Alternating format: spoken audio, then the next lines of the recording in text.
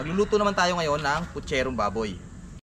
Hindi ko na na-i-video pero nailagay na namin yung kanyang tomato sauce and then yung kanyang gulay.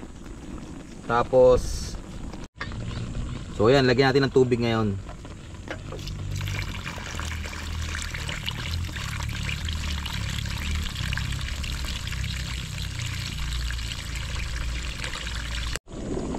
So ayan, nilagyan na natin ng garbanzos.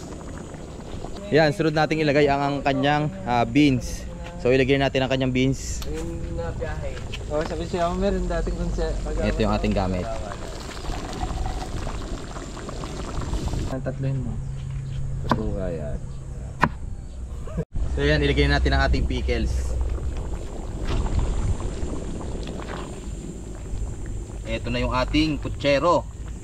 Putserong baboy. Ayan, oh.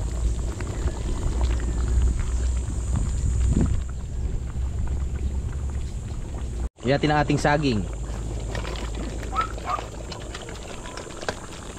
At ilagay naman natin ang ating repolyo sa ating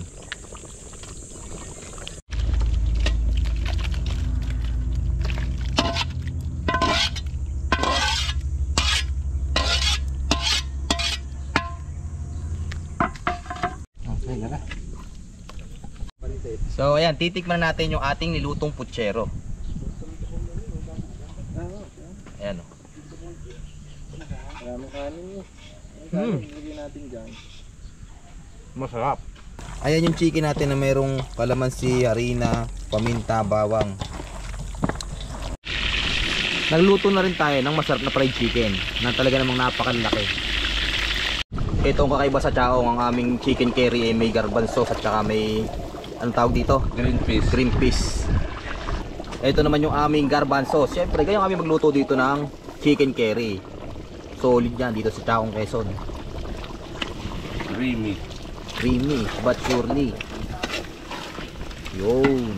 Ilagay natin yung ating kaldo, yung pinakulong manok at saka yung baboy para sa ating pansit.